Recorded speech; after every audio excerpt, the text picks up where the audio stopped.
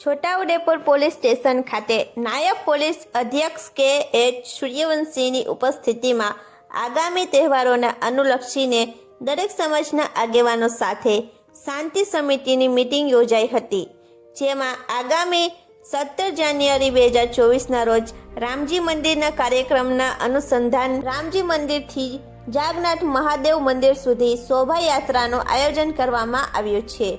આ સાથે 22 જાન્યુઆરી 2024ના રોજ અયોધ્યા ખાતે ભગવાન રામ મંદિરની પ્રાણ પ્રતિષ્ઠા મહોત્સવ અનુસંધાને છોટાઉદેપુર ટાઉનમાં 21 જાન્યુઆરી 2024ના રોજ બાઇક રેલીનું આયોજન છોટાઉદેપુર ટાઉનમાં કરવામાં આવ્યું છે, જે સંદર્ભે હિન્દુ તથા મુસ્લિમ સમાજના આગેવાનો સાથે નાયબ પોલીસ અધિક્ષક કે.એચ. સૂર્યવંશી અને છોટાઉદેપુર પોલીસ મથકના પી.આર. અરુણ પરમારની ઉપસ્થિતિમાં શાંતિ સમિતિની મીટિંગ યોજાઈ હતી અને શાંતિપૂર્વક વાતાવરણમાં તહેવારોની ઉજવણી થાય તેવી ચર્ચા કરવામાં આવી હતી।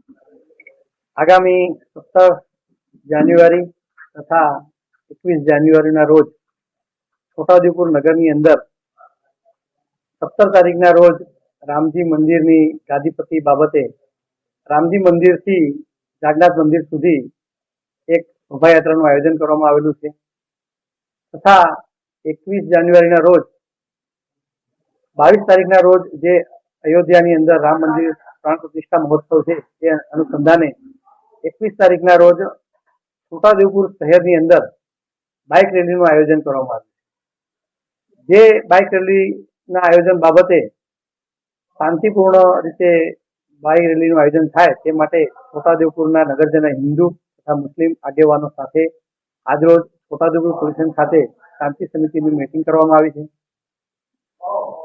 તેમને જે બાઇક રેલીનો રૂટ છે એ રૂટ પણ સમજાવવામાં આવ્યો છે અને શાંતિપૂર્ણ રીતે બાઇક રેલીનું આયોજન થાય એ બાબતે પોલીસ તરફથી પણ સૂચન કરવામાં આવ્યું છે અને તમામ આગેવાનો હિન્દુ તથા મુસ્લિમ આગેવાનો તરફથી આ જે શોભાયાત્રાનું આયોજન છે એ પૂર્ણ થશે એવી બાંહેધરી આપી છે અને આજરોજ શાંતિ સમિતિની મીટિંગ યોજવામાં આવી।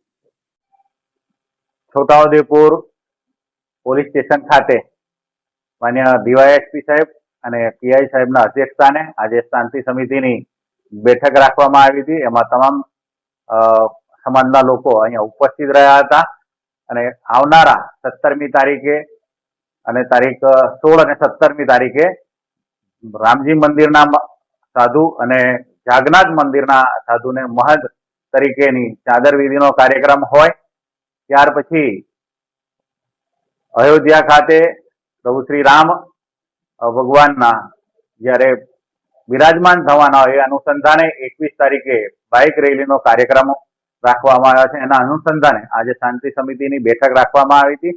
તમામ સમાજના લોકો અહીંયા ઉપસ્થિત રહ્યા હતા અને શાંતિપૂર્ણ માહોલની અંદર આ બંને કાર્યક્રમો થાય એ દિશામાં સૌ સમાજના લોકોએ આગેવાનોએ સંમતિ દર્શાવી અને કાર્યક્રમ જે થવાના છે એ કાર્યક્રમ સુખેથી સંપન્ન થાય એ દિશામાં કાર્યક્રમ થવાના છે।